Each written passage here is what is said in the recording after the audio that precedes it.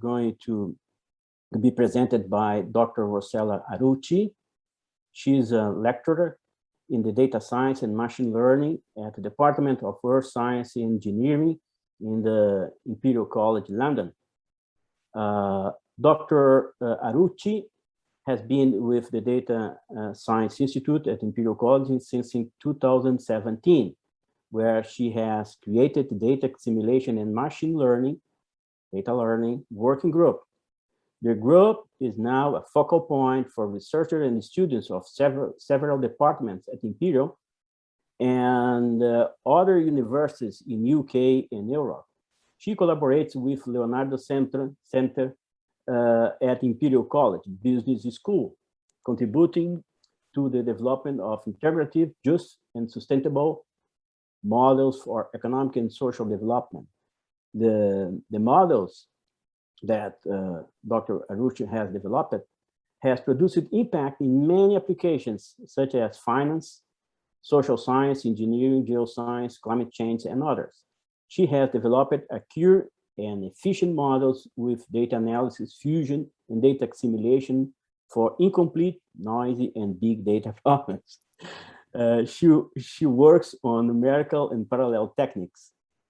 She finished her PhD in computation and computer science in February 2012, I mean.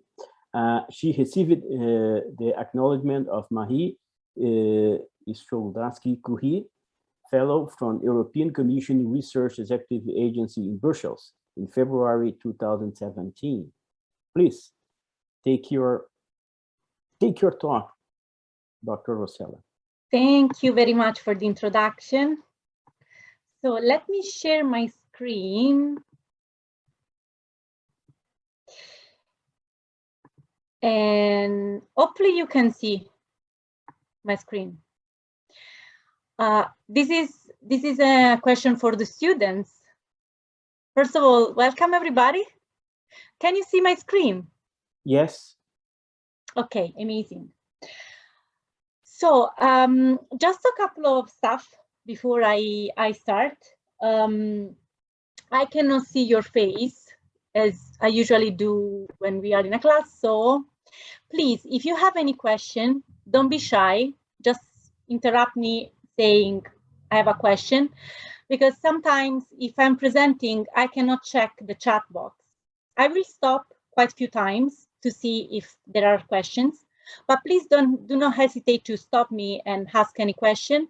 It's better if you ask the questions when the slides are in the right position. Otherwise, we have to go back, etc. So feel free to stop me at any time. I'm happy to answer all the questions. There are no silly questions, so please don't be shy and do not hesitate to stop me. Also. Yeah, as I said, I will stop a couple of times, but please feel free. So the lecture today will be probably slightly different from a standard lecture of a school, because this wants to be more inspiring than, let's say, technical. All the models I'm going to talk about today are based on integration of data assimilation that you have been studying during the school. And I saw the names of the other professors, and really you had lectures from top people in working on data assimilation. So I'm sure you know almost everything now about data assimilation. Today, essentially, we will touch this point of the integration of data assimilation with machine learning. And as I said, this will be more an inspirational talk, more than technical. However, all the models I'm showing you are already developed, and I will provide at the end of the slides the link of our GitHub, so you can download all the codes, and also there is the list of the papers that are related to these models. And any question before I start? It seems we're okay. Okay, great. Go on. So,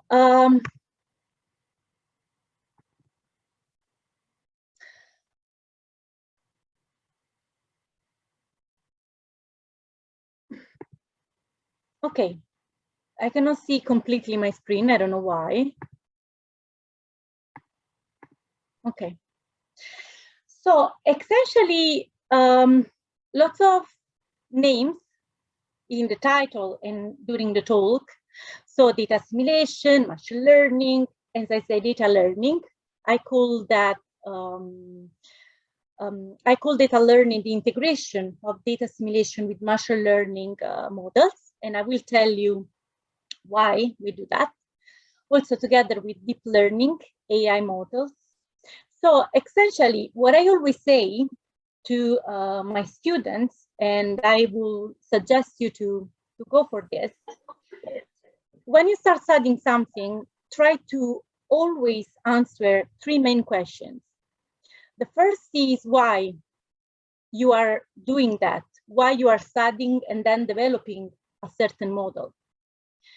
Then, what is the model? So go deep in what are you doing? So first of all, why, but then also what are you developing? And also how to use that. So during these slides, I will go through several models, and all the time we will try to focus on these why, what, and how. So as we were discussing that just before the beginning of this lecture, we are definitely in the era called the era of the data. So at this point, there is data available from all the fields, coming from weather forecasting, also from websites, from companies, corporates, social media, and satellites. So we have sources of information coming from a lot of different applications. So what we focus on today is not a particular application, but I will show you some models and some application of data assimilation with machine learning for different applications. So we said, why? What can you do, first of all, with this data and why? So if you look around, all this data, synthetic data, when I say synthetic data, I mean data produced by other softwares, like, for example, computational fluidodynamic softwares we were mentioning before, but also other kind of softwares. We call that synthetic data. Or even real data, for example, the one coming from satellites, we call that real data. What can you do? If you look around, lots of even companies, not just in academia, but also lots of companies are working on the so-called digital twins. So what is a digital twin? Essentially, a digital twin is, as the word says, a digital version of something real. The reason why corporates, companies, and even in academia, people are interested in digital twins is because this way you can estimate what the real scenario is doing in a cheaper way. So if you have something digital, you can change the conditions around and see what happens, for example. And for example, you can see how a drug will impact, for example, your lungs, how much energy your aeolic sensor will produce, depending on the wind speed of the day, etc., etc. So this is the reason why you will see in the future even more. It's already like spreading everywhere, but if you will see the market, it will go very fast, it's growing very fast. You will hear about these digital twins. Okay, more or less, we understood what is a digital twin, but in the context of data science and machine learning, data assimilation, what does it mean? That's the main point, right? So I understand more or less that it's something that is replicating a real scenario in a digital way, but then what? So essentially, for us, for data scientists, and you are all data scientists, behind the digital twins, there are data-driven models. We call also that surrogate models. All the time, we try to take into account the physics of the phenomena. And in fact, you will hear a lot about physics-informed data-driven models, or even physics-informed machine learning. What you need to have a good digital twin is having data and system under control. So to have data and systems under control, you need a good uncertainty quantification. So you want to be sure that your simulations of the reality are correct. And all the time, you don't want something that you cannot look in and you cannot control. I'm sure you have been listening a lot about machine learning is a black box. Deep learning is a black box. Neural networks are a black box. So we don't like black boxes. So we try to use machine learning in a way that is explainable. And in fact, if you look around, there are several groups worldwide working on something called explainable AI. Now, then data-driven models and a lot of data. So what do you want to do with that? What can you do with that? So first of all, you can potentially learn the dynamic behind the data, assuming that there is a dynamic behind the data. For example, if you have time series, then coming from a dynamic system or a dynamic phenomena, then you can learn the dynamic. And to do that, we usually use recurrent neural networks. Then we were talking about big data, and we mentioned big data. And when you work with big data,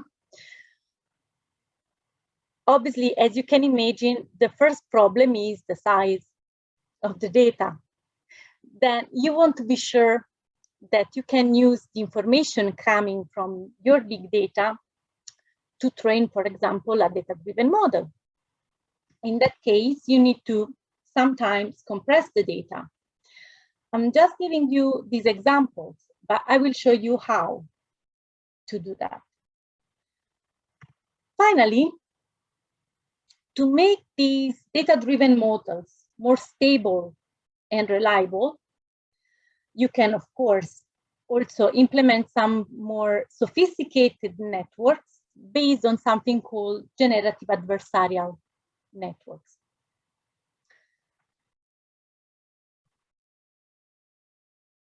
Any questions so far? No? Okay. So, as I said, if you look around, you will find lots of papers, but even not just from academia, also from companies, talking about digital twins and the benefit of these digital twins. And obviously, there is an effort you have to put to develop the digital twin, but after that, you just have like lots of benefit also in terms of cost for a corporate, for example, and also to reduce the risk. Because obviously, if you create something and then you want to test the stuff you have been created, then if the test goes like bad, then you destroy everything. So for example, there are some digital twins for cars, for aircrafts, so simulating how, for example, the airflow goes around the car, the aircraft, etc., etc. So, all beautiful, digital twins, great. Corporates are really looking forward to have like these digital twins for the stuff they are interested in. And we have seen this market increasing quite a lot. Beautiful. However, we need experts of data science and machine learning to do that. And especially the experts of data science and machine learning, even the big experts, have to face few problems with the data. As I said, lots of available data. However, it's not like these data come for free. Usually, most of the time, you have like problem because you want to consider this huge amount of information and you cannot do that. Then you have noise in the data, and there is no data without noise. And also sometimes you have low quality data. And when I say low quality data, I mean that, for example, you have values of temperature in a room, but you are interested in the pressure, atmospheric pressure. Just an example. In that case, you have partial information about the phenomena that you are interested in, but it's not really what you have, what you need. So all these problems are huge problems when you want to use machine learning, because when you train a machine learning model with noise in the data and uncertainty in the data, then you also learn the noise and the uncertainty. I see somebody could let me close the Konduru. Ah, okay, there is somebody with a microphone on that probably is disturbing.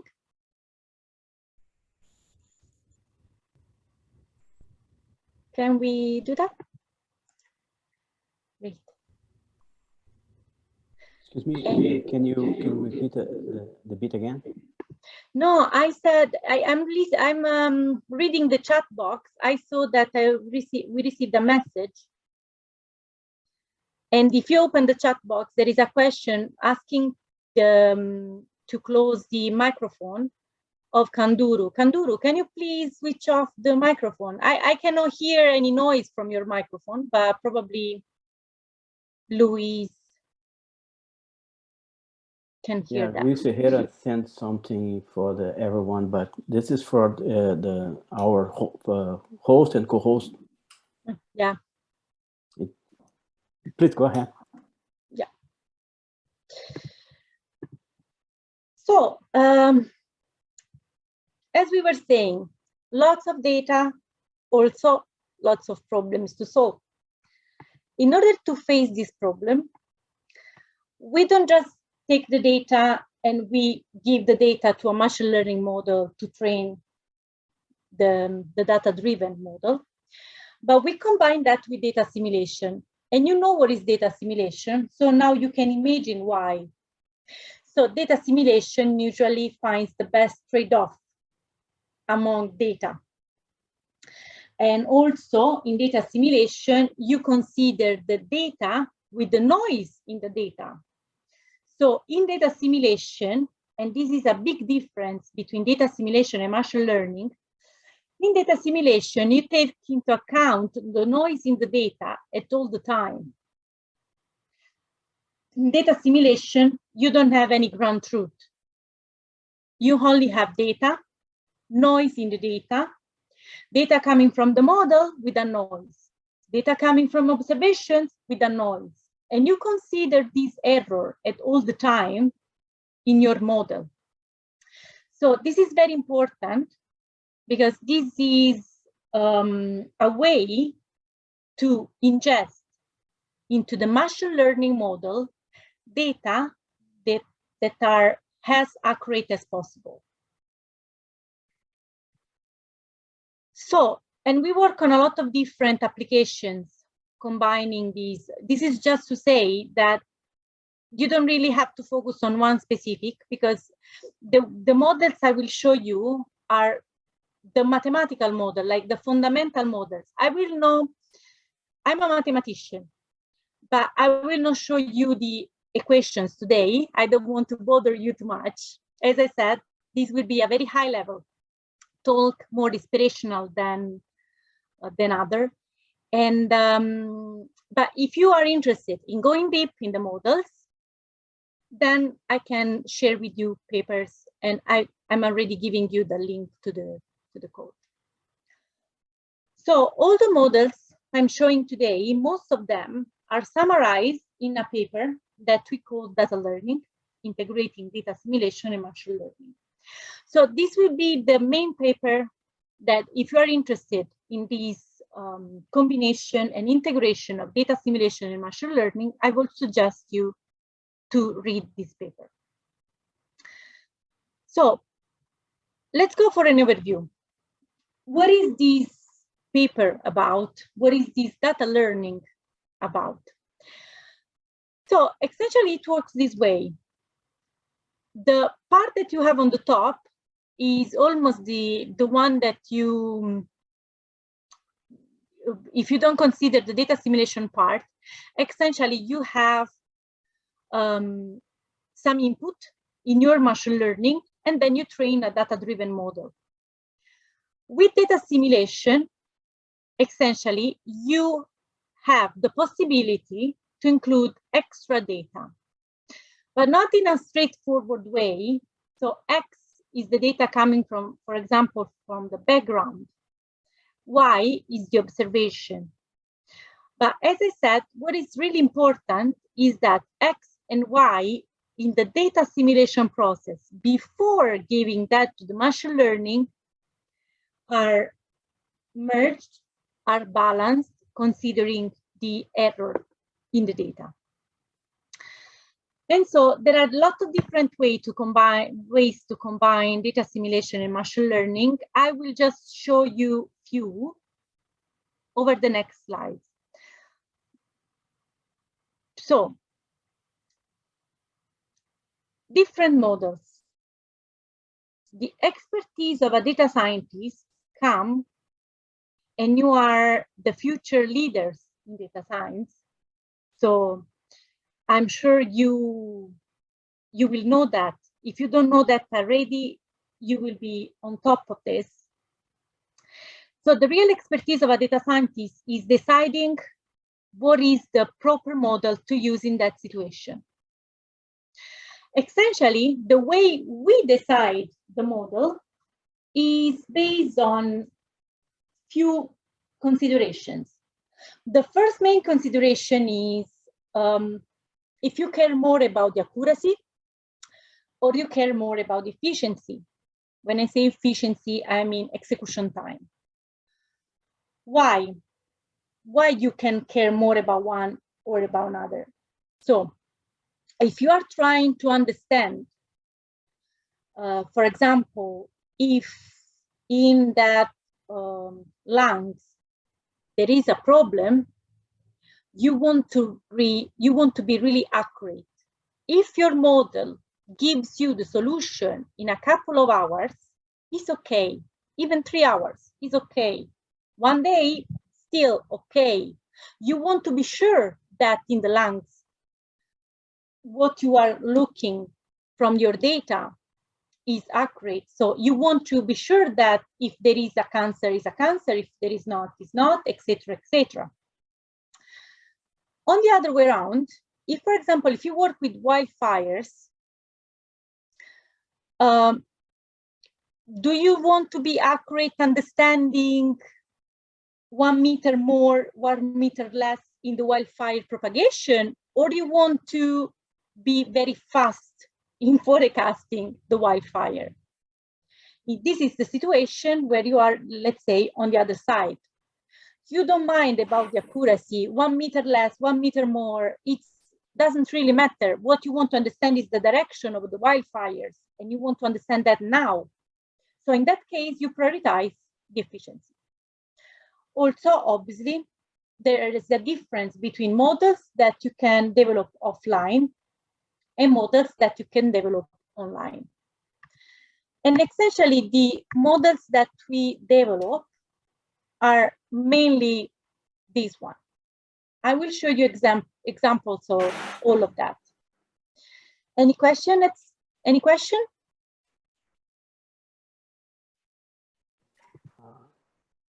I have one. Yeah, please. Well, data assimilation, basically, we try to combine background, computer model data with observations. You mentioned that low quality data, but sometimes the data is completely bad. And so in your applications, you are also dealing with this procedure or processing to filtering out this very bad data? Yes. Or, and for example, I'm not showing you the exact application, but I'm showing you this optimal data selection. So optimal data selection does essentially this. So it's like a methodology based on mutual information. So in your bad data set, you try to use only the good data. This is a way. But sorry, are you talking about the selection attributes to get in the machine learning algorithm, or you are talking about to select the observations? Both. So you can select the observations with this technology, but also then if you can use before giving that to the machine learning, as you do that in data assimilation, you can use transformations to transform the data from one. Okay, let me clarify. For example, imagine that you have selected the temperature. Yeah. And the temperature from different sensors, but in different places. But however, one place, the temperature is completely wrong. And so you need to filter out. My question is, are you using any kind of algorithm or other scheme in order to select the best observations for your data assimilation application? Yes. And you can do that using optimal data selection. Optimal data selection actually is the first model I was going to talk about, so I can just, Optimal data selection. This is optimal data selection. So that can be used for optimal sensor placement, but also just for filtering the data. So this technology is based on Gaussian processes and mutual information. This is an algorithm that essentially maximizes the entropy in your data. When you do that, the model is able to understand if one of the sources of data is strange. And so you don't consider that. Strange in terms of too high noise or values that are differing from what you would expect.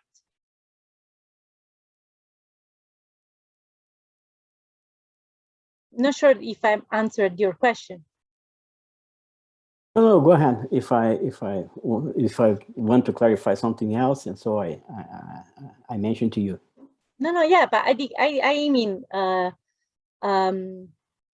is your question answered? No, I understood your criteria to do the attribute selection. That's okay, but I'm not sure if you apply it to select the observations. Imagine that you are receiving observation all the time, but sometimes the observations it's too bad. I don't know if this criteria you can apply to select it. You can apply that. It's not clear to me. You can apply that because this criteria is giving you an estimation of more or less the values that you will expect from that sensor. Okay.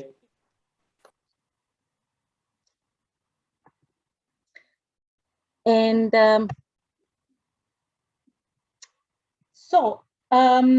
we were talking about the offline modeling. Another kind of problem that you want to solve offline is, imagine you have dynamic system, but the system you have is very chaotic, and the variables are, the parameters are changing over time.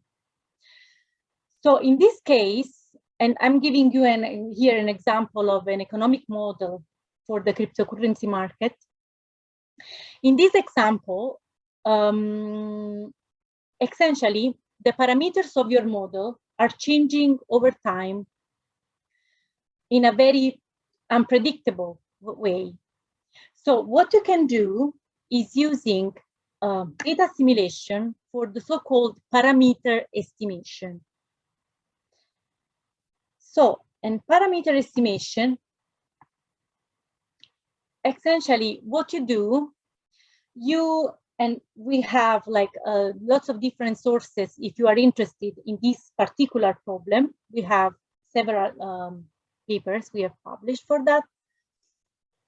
And essentially, what is really interesting is that if you use data assimilation for estimating parameters of a dynamic system, so you learn the parameters from the data, then you have your accuracy that increasing, in this case, up to 6 orders of magnitude. That's quite important. Of course, for the cryptocurrency market, it is important, let's say. However, I will show you later that we have applied this same technology to the estimation of the parameters in the epidemiologic model, SEER model, and it works like as well. This is just to underline that the models that we develop, and I will suggest you to go for it, are very general. So we don't develop models that are completely customized for an application, but you can apply the same methodology to other applications. So any question at this stage?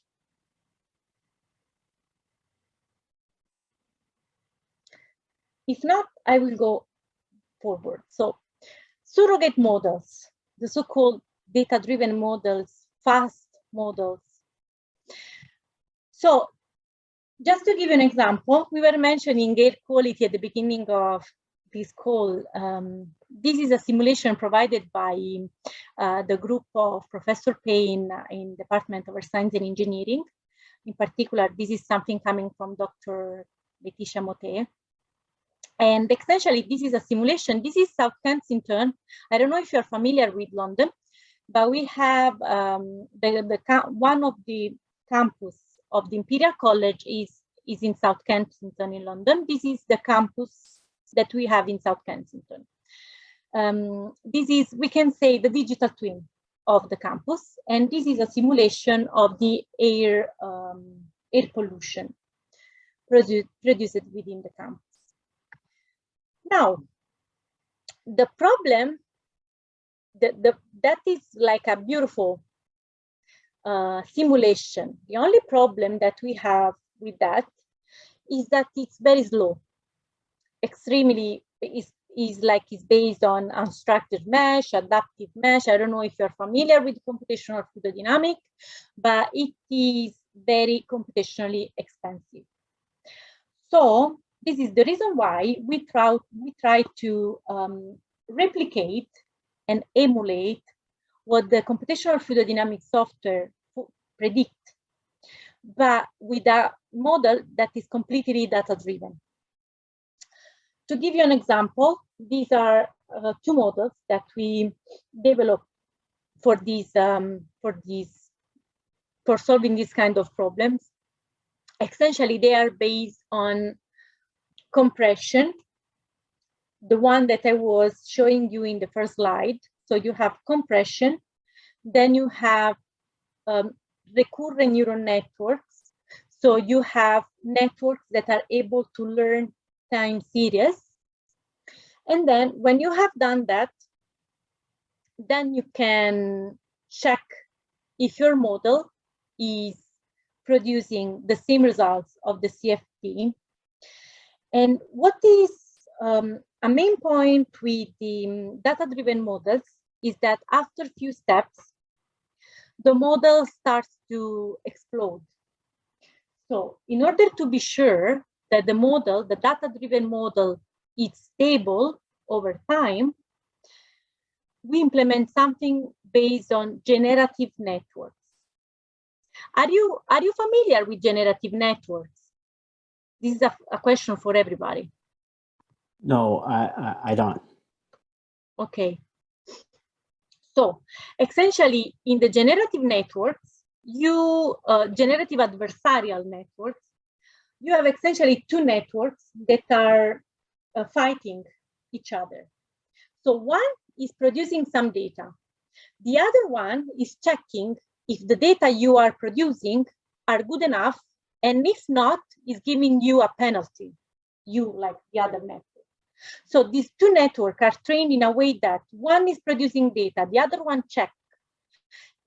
And if the first network is producing bad results, the second one gives a penalty to the first one.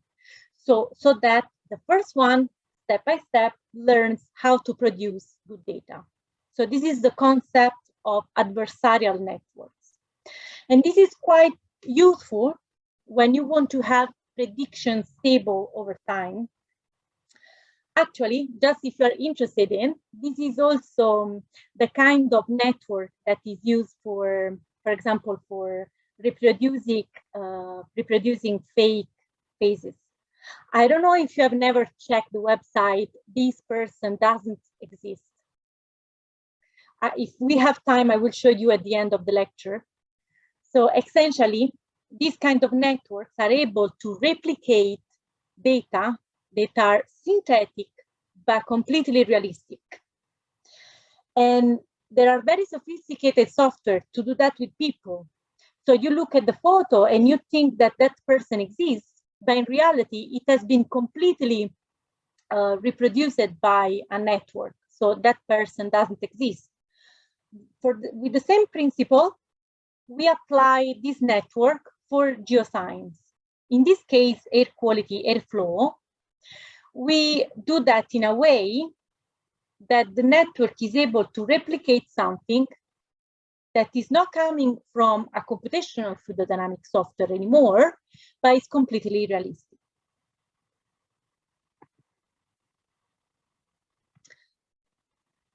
And this kind of network can be even, like, say, more complicated. So for example, the first part is what I was describing you with this adversarial network. And in the second part, you have then this recurrent neural network that is able to train the time series. As I said, all this software, all these models, of course, are published, so you can look at the papers, but also we have the code available for you in case you are interested in running that by yourself. And here are other applications, like something similar to the previous one. As you can see, like after lots of time steps, the data-driven model at this point is still completely reliable. And this can be applied to bigger simulations or other different scenarios. This is, for example, another simulation coming from the same group. As I was saying at the beginning of the lecture, data coming from computational fluid dynamics softwares are like very important to us. And so, for example, I will show you later why, but also we apply this kind of technologies for helping with the assessment of the COVID rules, the 2-meter rules, and other. I will show you in a bit. But just to make sure that you, just to make sure that you know about the generability of these models and the fact that you can use these models for lots of different scenarios, So this is a project we work in collaboration with another universities in the UK. And essentially this is water and oil in a pipe. And this is a computational fluidodynamic. On the left-hand side, the computational fluidodynamic is predicting what happens at some point. On the right-hand side, there is the data-driven model, essentially based on the same technologies I was showing you for the air quality and for the air pollution. The difference is that the computational fluidodynamic software takes 40 hours to produce this simulation. The data-driven model takes 1 minute. So this is the reason why we have these models, when we develop these models, when you can potentially lose a bit in accuracy, you don't mind, but you want to be very fast. So that was, let's say, macro, but these same applications can be, models can be used also for the micro. And this is, for example, the coalescence of silver particles. Essentially, this is done in study for drug discovery. So you have two particles, and you want to understand when the coalescence of the particle happens and if it happens. So this is a very important problem for people working on drug discovery. And I'm just showing you this just to let you know that all the stuff that you have learned during this school can be applied to the macro, weather, climate, wildfires, pipes, air pollution, but also micro. So in case in the future you are interested in applying that to like applications that are completely far from the one you have seen in this school, you can do that. Be sure that you can. So we were talking about then these offline models. Before I go forward, is there any question?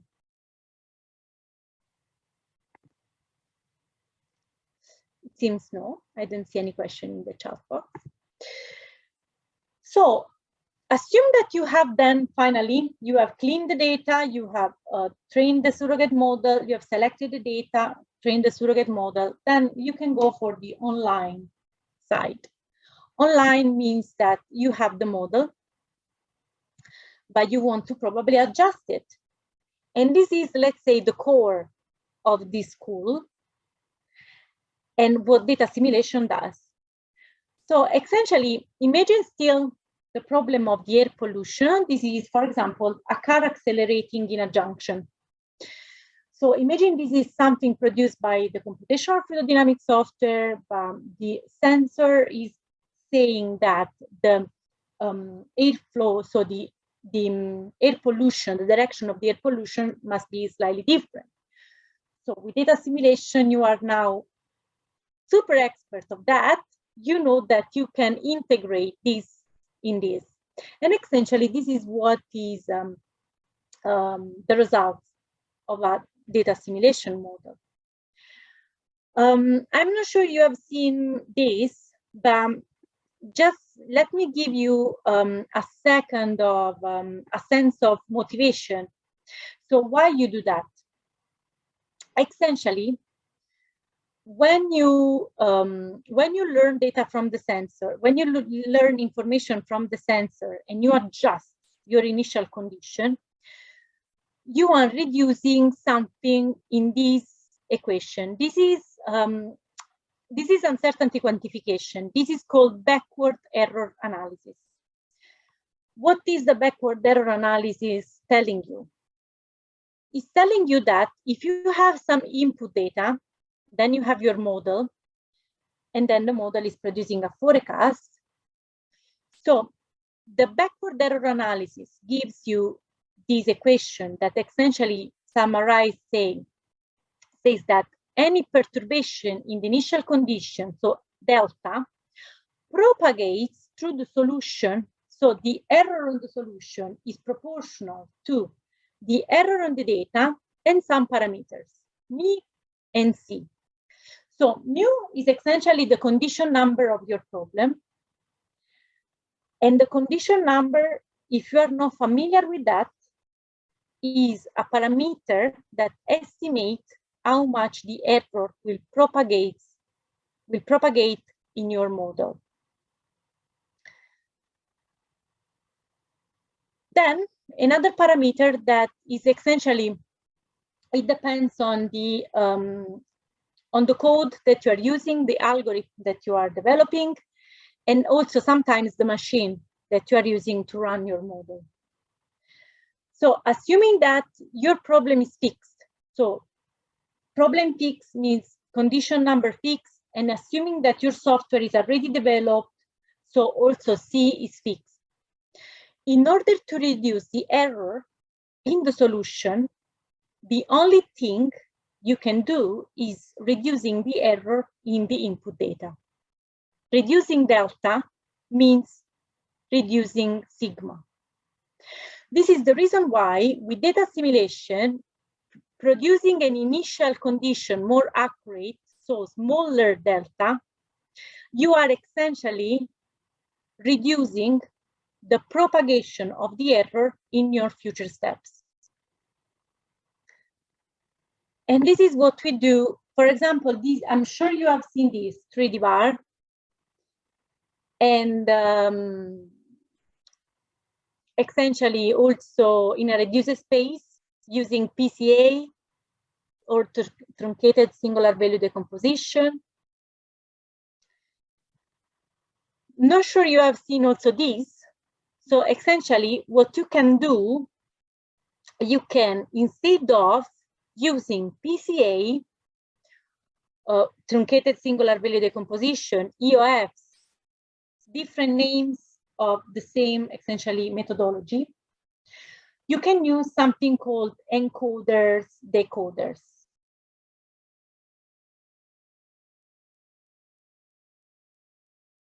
Did you see 3D bar in reduced space using EOFs in this school?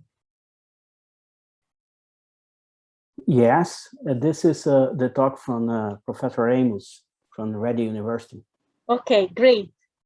So essentially, yeah, Amos does that, but it's quite common also in 4D bar, in lots of different models. Essentially, what you can do, and if you are interested, there is this paper called Attention-Based Convolutional Autoencoders for 3D Variational Data Assimilation. You can essentially do what Amos Lawless told you about 3D bar, but instead of EOFs, you can use machine learning to compress the data. Instead of reducing the data, you can compress the data using machine learning. Obviously, you will ask, what is the benefit? The benefit is in terms of accuracy. I'm telling you just if you are interested in trying that. So EOFs are essentially, they linearize the metrics, the problem in general. Machine learning in particular, these kind of neural networks, autoencoders, they keep the nonlinearity. What I mean? So most of the time, computational fluidodynamic people work hard to improve the accuracy of the simulations, including as much information as possible. And then the data scientists, we arrive and we say, okay, I want to ingest some sensors data in your simulation, on satellite data in your simulation, and I will destroy all the nonlinearities because otherwise I cannot do that. And this is not fair for them. So what you can do with machine learning is keeping the nonlinearities using encoders, decoders, instead of the EOFs, essentially. Hope this is clear to you.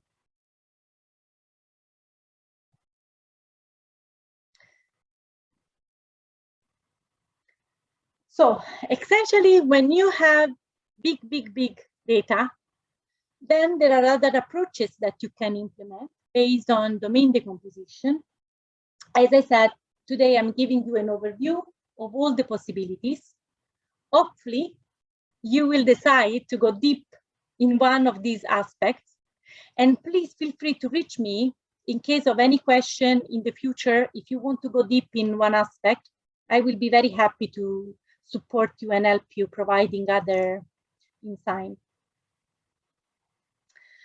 So what is really interesting about this domain decomposition is that, of course, you can, let's say, reduce the complexity of your problem, because instead of using a huge domain, you only consider subdomains. So you have smaller problems. But what sometimes people don't think about is also the impact on the business side, let's say. And as we are scientists, sometimes we don't think about that, but there is also a matter of, for example, power consumption. And it has been proved, actually, we have run these models on big supercomputer we have in Europe, the Barcelona supercomputing, in the Barcelona Supercomputing Center. But this was very general, so this is like a general result. Essentially, you have a reduction of the joule, I mean, the reduction in terms of power consumption, energy that you use to run your algorithm. What I'm saying that accelerating your model is not just a matter of accelerating the software so you have the results sooner and a model faster. It's also a matter of how much you are using your machine. And this has like a huge impact, obviously, in terms of consumption. If you are using the machine for 1 minute or for 40 hours, of course, there is a huge difference. So just other kind of applications. This is a work I've done with a master student last year. And essentially, data assimilation with machine learning, different applications, macro, micro, okay. Other kind of applications, and this is another, is essentially application to control systems. A control system is, I don't know if you're familiar with the control systems. Anybody familiar with control systems?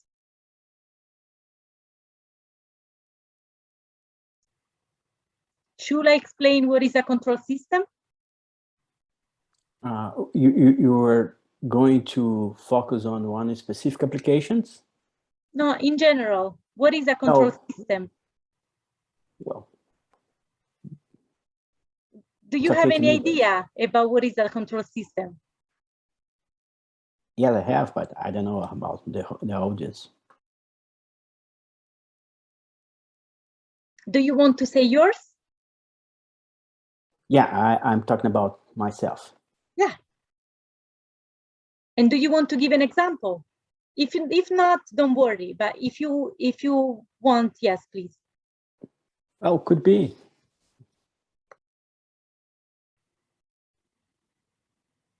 Could be? Yes, please.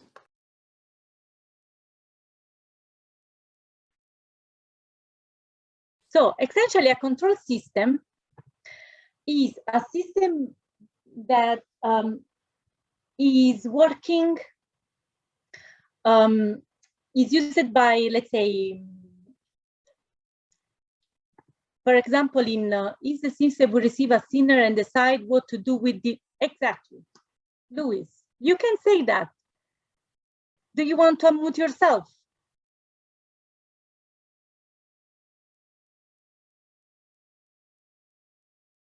Luis, you can say no if you don't want.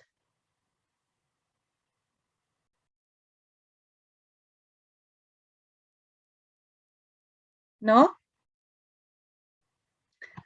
Don't be shy, guys. You can share with the others. If you want, you can unmute yourself. I'm having microphone issues. Sorry, no problem, no problem. Essentially, imagine so the control systems work like a human will act. So essentially, if you are starting to feel like the room is too hot, you open the windows, for example, or you turn on the air conditioning, right? So essentially, a control system is based is essentially something that does this instead of a human. So there is an agent that is trained to, and for example, in an office, the agent knows that from 9 to 5 there are people, so the air conditioning should be turned on at that temperature. After 5 there are no people, so you can reduce the air conditioning and stuff like that. This is just an example, obviously. So what you can do with data assimilation is coupling this data assimilation, the data assimilation that you know now, that you know how to use now, with control systems in a way that if you have something new happening in your scenario, the agent can learn from the assimilation and make a different decision. Is that clear? You can type that in the chat box if you don't want to unmute yourself.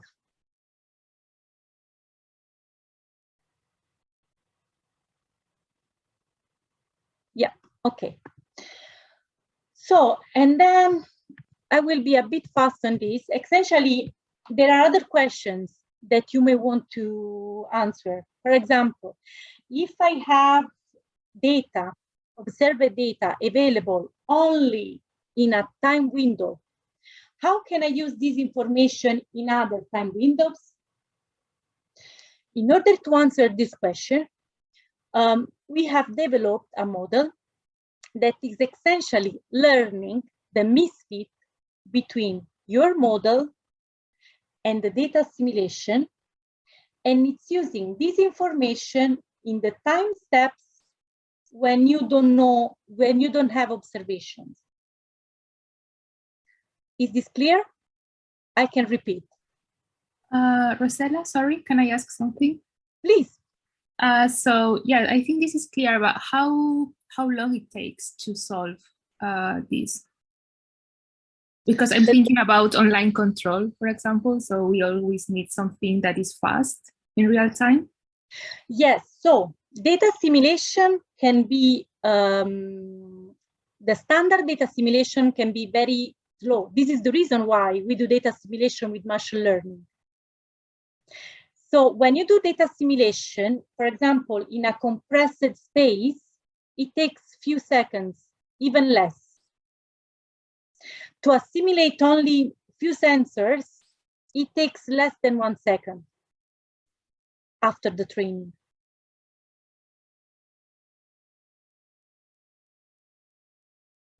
Okay, thank you. No problem. If you're interested in this, I can share with you the paper and also the code. Great. Yeah, and also the code. So please send me an email because now I don't see who is talking. Okay, yeah, I'm Paulina, by the way. I'm also from Imperial, from Earth Science and Engineering. Okay, great. So if you just let me know and I will share this info. Okay, thank you. No problem. And yeah, just to give you another example of data, obviously, I'm sure you all have a mobile phone. And essentially, what I'm sure that, I don't know you, I'm taking photos at all time. And I don't want to say that I post photos at all time, but sometimes, lots of times, yes. And like me, lots of other people. These are available data, big data, that of course can be used if you want to check what is your friend doing, but this is not the point here. These can be very important if you want to ingest this information in other geoscience applications. For example, we do that for wildfires. And what we do with Jake, he's a PhD student in Earth Science and Engineering department. Essentially, you can understand, so you can checking on Twitter, for example, what are people talking about? If there are people talking about wildfires, if there are people talking about wildfires, then the system filters the data and provides you the geolocation where people are talking about that specific topic, in this case, the wildfires. Then you can use the surrogate models to forecast what could potentially happen in the future. So why I'm talking about that in the context of data assimilation? What do you think can be assimilated with Twitter data?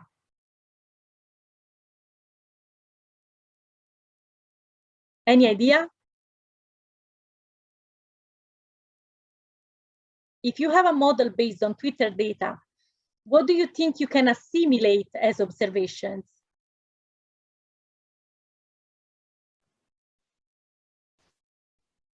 No idea? Text. Text from what? From the topic that you are interested. If you, for example, weather is sunny or cloudy day or something. So like the journals or whatever. Or for example, we do that with Reddit. Sentiments data, yeah, exactly.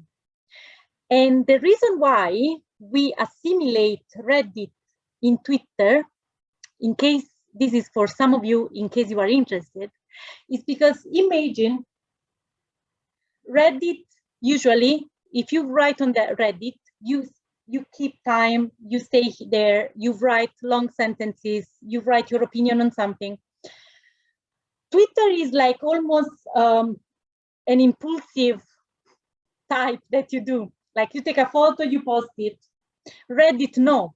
So Reddit can be considered like something more accurate.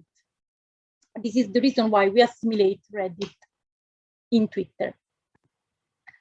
Another application, just to give you an idea, and hopefully some of you will go home after today and will think about how to assimilate something that we didn't assimilate yet.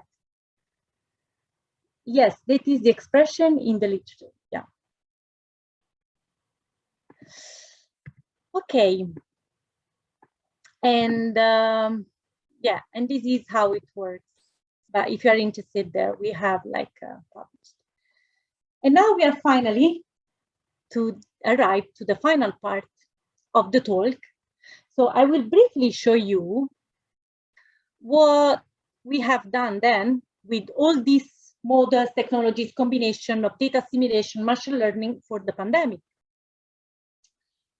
So the reason why I push a lot on this point of having models that are very general and that can be applied, you have seen macro, micro, drugs, droplets, wildfires, social media, economy. Same technologies, guys, the same. And the reason why I push that is because when a new problem comes, you don't need to spend years to produce a result. With your expertise as a data scientist, for you, it's just a matter of different numbers. It's just a number of a different equation, but you know how to face that problem. And so this is what happened to us when in December 2019, the director of the data science, one of the directors of the Data Science Institute at Imperial College, came and said, I still remember we were like organizing to send to Wuhan, because in December 2019, the COVID was still not a pandemic yet, was still just in Wuhan. And a colleague of mine, I was a research fellow of the Data Science Institute, and a colleague of mine, another research fellow of the Data Science Institute, her parents were in Wuhan. So she was super, obviously, worried about what was going on. And I remember we were like preparing stuff, sending masks, you know, to China, etc. And the directors of the DSI came and he said, guys, China doesn't need your money. They need your brain and your expertise as data scientists. And we were like, yeah, what can we do? And so we started working on applying the same technologies that we use for estimating parameters, improving accuracy, doing prediction in real time. We took these technologies and we started applying that to the COVID scenario. And in fact, in February 2020, and this is a photo that I took while we were there, because we presented our results and also other people. For example, this is a professor in the UK, quite famous, Ferguson. They were also providing their own suggestions. And in February 2020, so after 1 month and a half, we already had the first results to show. And I will share with you the methodologies today. So we started with the epidemic models. Then we started working with people working a lot on computational fluidodynamics, helping with the data assimilation, so the assimilation of data in computational fluidodynamic models, to understand the rules of what kind of rules was better to implement in public spaces, and also vaccination strategies. So what was the best strategy to distribute the vaccines in order to have like the bigger impact and, you know, bigger reduction in terms of infections.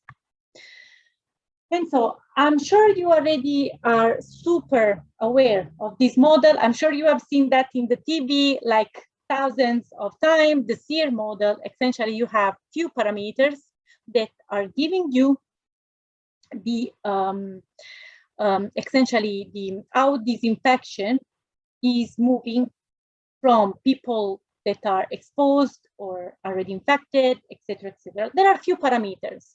As I said, we are not experts, we are not epidemiologists, we are just data scientists, but we don't mind about what is the particular parameter there. We just want to understand what is the equation, and we have the equation here, and what kind of data we can use to learn these parameters in time and provide forecasting as accurate as possible.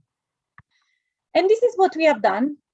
So in the first point has been immediately trying to learn from the information we had from the hospitals, from the government about the infection rates, all the information that we had in the SEER model, adjusting the initial conditions. And as we have seen for other applications, adjusting the initial condition means adjusting the future forecast. So we have been working on that. And immediately after, we already provided our model that then have been used by other people. And as you can see, we have published the model quite immediately. So 2020, the model was already published on a top journal for epidemiology. So you don't have to be expert of the field to provide good contribution in a field if you are a good data scientist. Also, other kind of applications, trying to learn together from the data and the SEER model.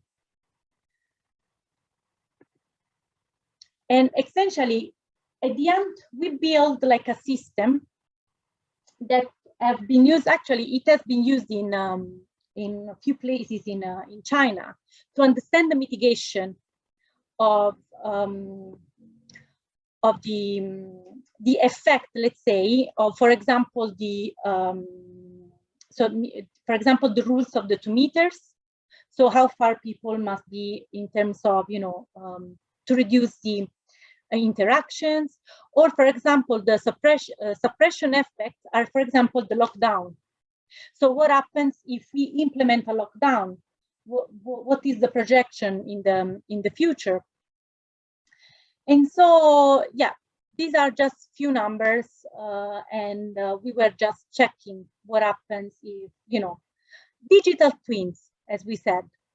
With digital twins, you can understand changing the conditions. So simulating a lockdown, what are the numbers? And this is what people have done during the pandemic, essentially. They have tried to understand, using a sort of digital twin, what was the effect of the lockdown or the rules, the 2 meters, etc., etc. So this is another example. So the epidemiologic model can be very computationally expensive. So imagine, for example, this is a different scenario. This is a beautiful work that has been implemented by Cesar Vinicius, Claire, and with Professor Payne, essentially. Imagine that you, instead of just considering the people infected, the people recovered, you also consider different groups in this subsection, in this subset. And obviously, they move in a different way. Workers are moving every day. Then you can have difference between male, female. You can have children. And this can be like an idealized town. So this can be computationally very expensive. So in order to have results in real time, we implemented digital twins based on generative adversarial network and bidirectional recurrent neural networks, machine learning. And these are like few results, but in case you are interested, the paper have been published on neurocomputing, so a journal of machine learning and neuroscience. And this is, for example, just a comparison about what the model produces in a certain time and what the digital twin is providing. So essentially almost the same solution, but in real time. And in the case of the COVID, you really wanted to understand what was going on in real time. But let's move more about the side of data assimilation, because I'm sure as this is a school on data assimilation, you are more keen to understand the assimilation part. Any question at this stage?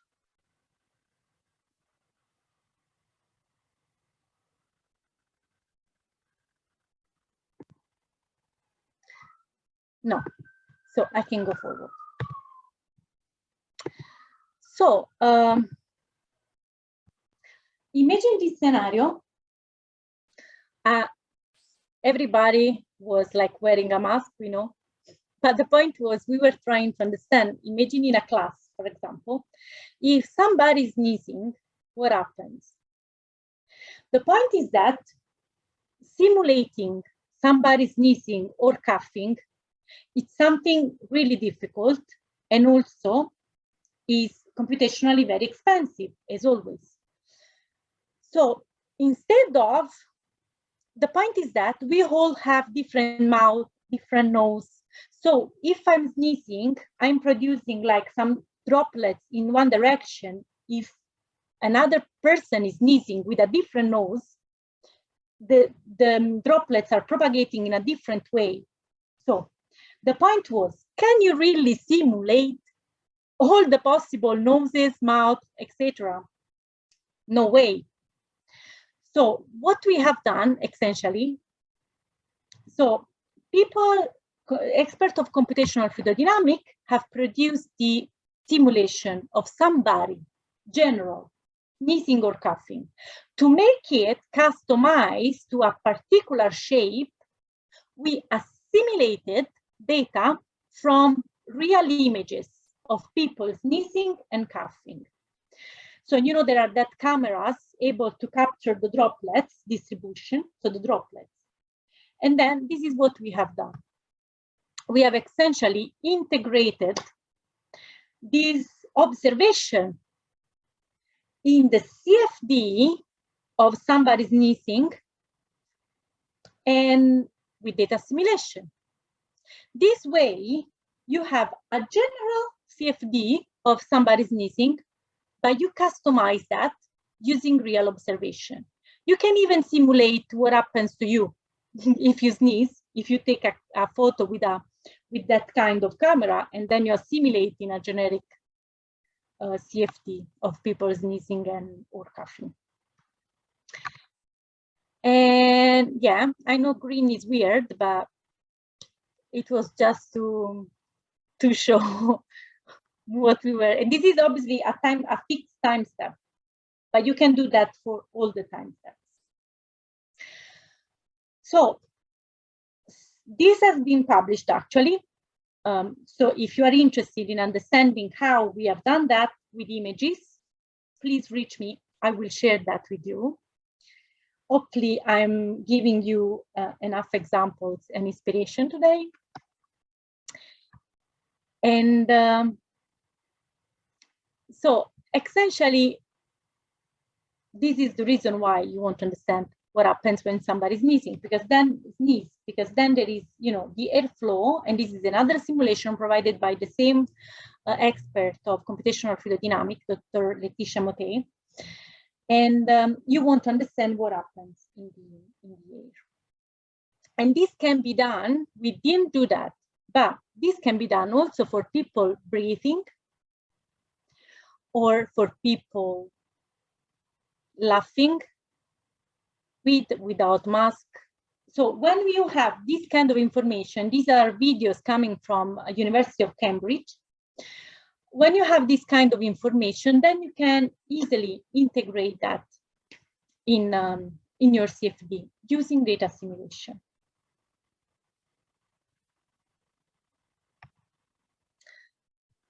Any question?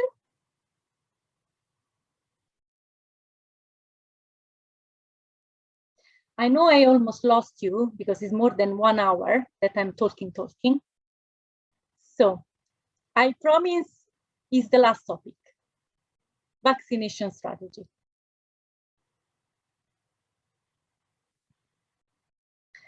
So essentially, the interaction of people can be summarized and visualized as a graph.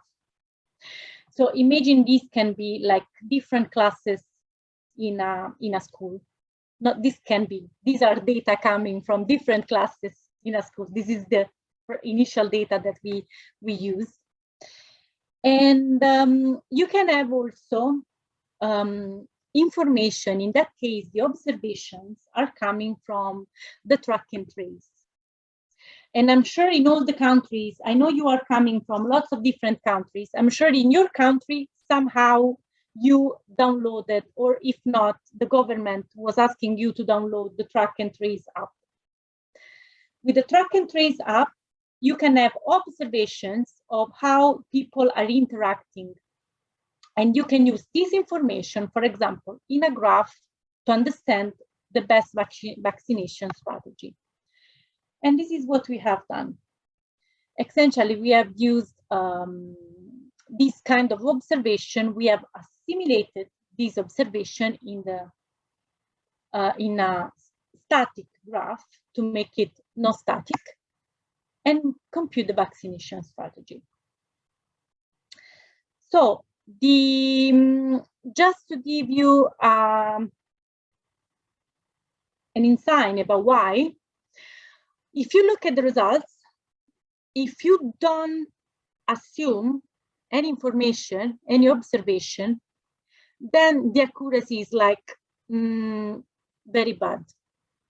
So free is 88% error, so it's like still almost 88% is the number of people infected. If you use data assimilation, you can strongly reduce that. And this is the reason why we have done that. Let me see, there is a, how is the machine learning configured by the data assimilation method? So essentially they are coupled. So you have the output of the data assimilation is the input of the machine learning in this case, if you want to configure. Or in the another way is if you are using, because machine learning means lots of time. If you are using, for example, deep learning or neural networks, when you train the neural network, you have a loss function. If instead of the loss function, you use the cost function of a data assimilation, you are essentially training your machine learning with the data assimilation inside. I'm not sure if this is clear.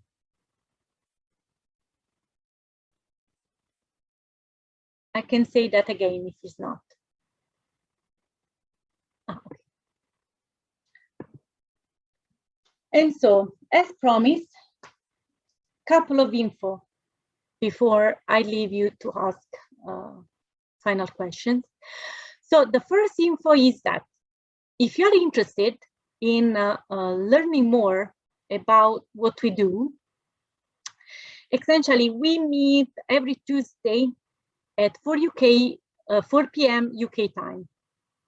And during our meeting, we have invited speakers from other universities, from other companies, or companies worldwide.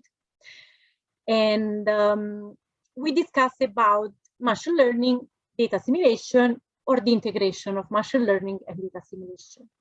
If you are interested in being part of this, please feel free to reach me, or you can just use this link to subscribe to a mailing list. So you will receive all the info about our meetings. Also, if you are interested in some of these topics that I've been mentioning today, we have our GitHub, Data Learning Working Group, so DL-WG. You can find the codes of all these models I was showing you. In case you get lost in that GitHub and you need any help, please don't hesitate to send me an email. I will be happy to help. And then we also have our YouTube channel with the talks of the previous invited speakers. So in case you are interested, you can take a look. And that's it. I want to leave you with this quote that is essentially so true. The reason why we all are here, and at least me, I love this job, is because there is nothing measured that does it. Any question?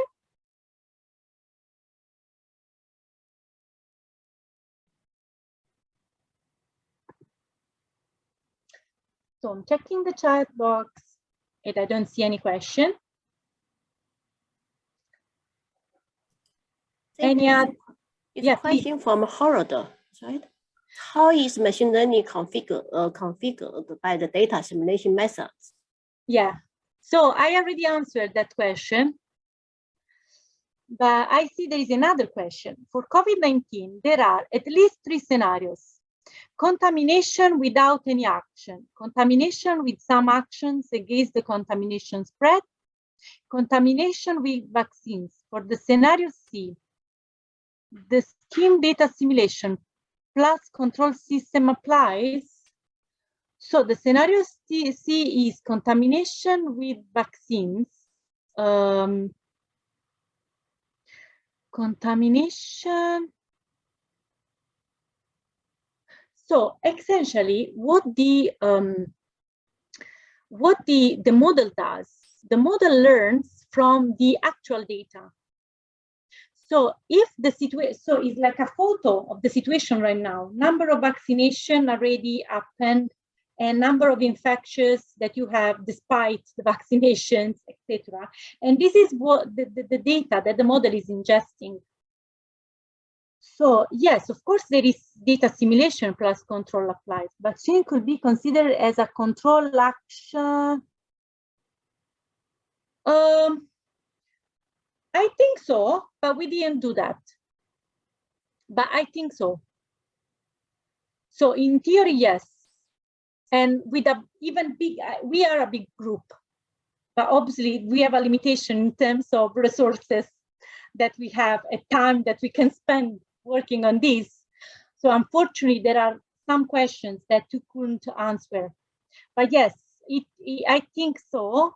And we didn't answer this question. So we didn't ingest, so we didn't use the digital twins of, you know, this parameter with vaccination. But yeah, I think it can be considered as a control action, yes.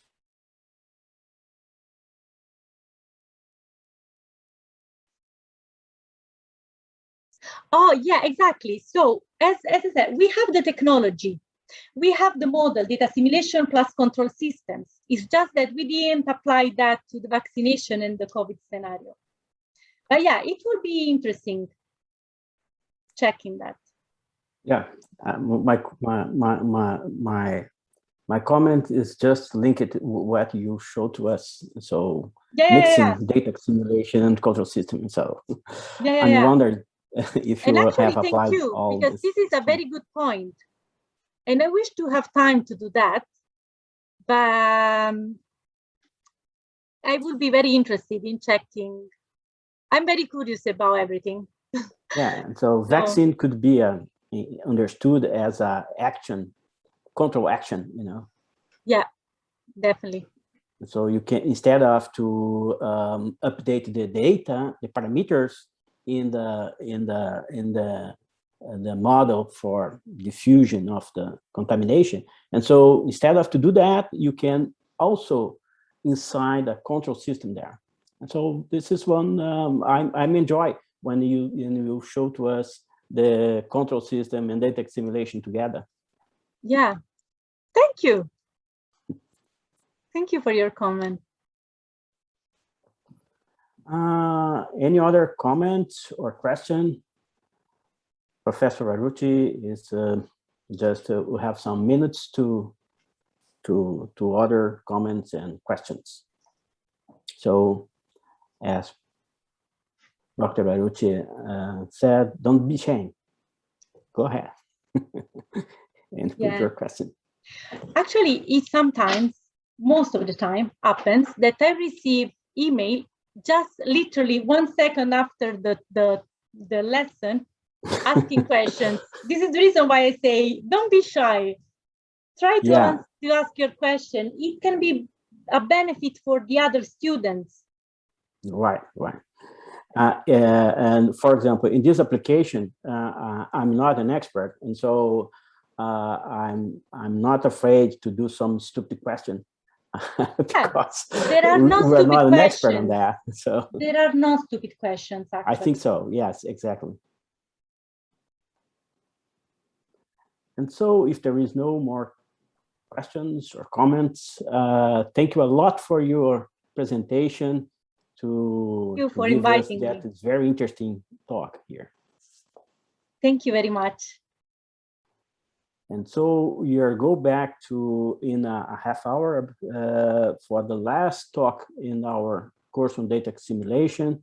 Professor Fang is going to do presentation here. Again, thanks a lot, Professor.